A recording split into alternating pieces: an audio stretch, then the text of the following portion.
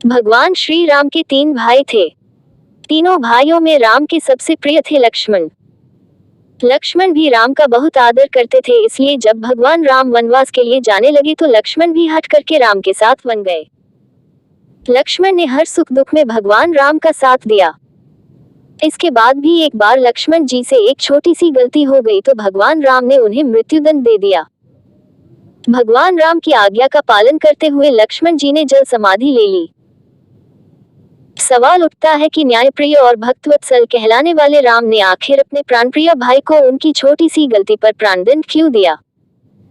और वह गलती क्या थी जिसने भगवान राम को ऐसी कठोर सजा देने के लिए विवश कर दिया था? यमराज ये जानते थे कि भगवान की इच्छा के बिना भगवान न तो स्वयं शरीर का त्याग करेंगे और न शेषनाग के अंशावतार लक्ष्मण जी। ऐसे में यमराज ने एक चाल चली। एक दिन यमराज सी विषय पर बात करने भगवान राम के पास आ पहुंचे। भगवान राम ने जब यमराज से आने का कारण पूछा तो यमराज ने कहा कि आपसे कुछ जरूरी बातें करनी है। भगवान राम यमराज को अपने कक्ष में ले गए। यमराज ने कहा कि मैं चाहता हूं कि जब तक मेरी और आपकी बात हो उस बीच कोई इस कक्ष में नहीं आए। यमराज ने अपनी बात को आगे बढ़ाते हुए कहा कि अगर कोई बीच में आ जाता है तो आप उसे मृत्युदंड देंगे। भगवान राम ने यमराज की बात मान ली और यह सोचकर कि लक्ष्मण उनके सबसे आज्ञाकारी हैं, इसलिए उन्होंने लक्ष्मण जी को पहरे पर बैठा दिया। यमराज और राम जी की बात जब चल रही थी उसी समय दुर्वासा ऋषि अयोध्या पहुंच गए और राम जी से तुरंत मिलने की इच्छा जताई।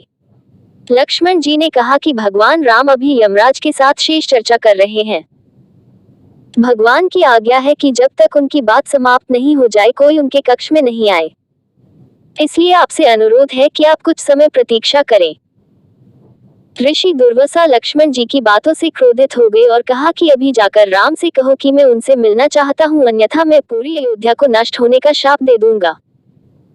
लक्ष्मण जी ने सोचा कि उनके प्राणों से का महत्व उनके राज्य और उसकी जनता का है, इसलिए अपने प्राणों का मोह छोड़कर लक्ष्मण जी भगवान राम के कक्ष में चले गए।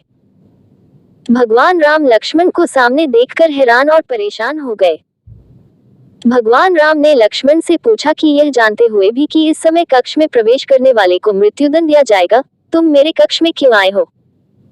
लक्ष्मण जी ने कहा कि दुर्वासा ऋषि आपसे अभी मिलना चाहते हैं, उनके हठ के कारण मुझे अभी कक्ष में आना पड़ा है।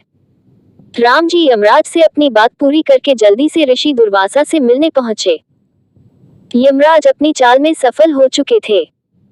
राम जी से यमराज ने कहा कि आप अपने वचन के अनुसार लक्ष्मण को मृत्युदंड दीजिए। भगवान राम अपने वचन से मजबूर थे। राम जी सोच में थे कि अपने प्राणों से प्रिय भाई को कैसे मृत्युदंड दिया जाए। राम जी ने अपने गुरु वशिष्ठ जी से इस विषय में बात की तो गुरु ने बताया कि अपनों का त्याग मृत्युदंड के समान ही होता है, इसलिए आप लक्ष्मण को अपने से दूर करें, यह उनके मृत्युदंड के बराबर ही सजा होगी। जब राम जी ने लक्ष्मण को अपने से दूर जाने के लिए कहा तो लक्ष्मण जी ने कहा कि आपसे दूर जाकर तो मैं यूं भी मर जाऊंगा, इसलिए अब मेरे लिए उचित है कि मैं आपके वचन की लाज रखूं। लक्ष्मण जी भगवान राम को प्रणाम करके राजमहल से चल पड़े और सरयू नदी में जाकर जल समाधि ले ली। इस तरह राम और लक्ष्मण दोनों ने अपने अपने वचनों और कर्तव्य का पालन किया। इसलिए कहते, रघुकुल रीति सदा चली आई, प्राण जाए पर वचन न जाए।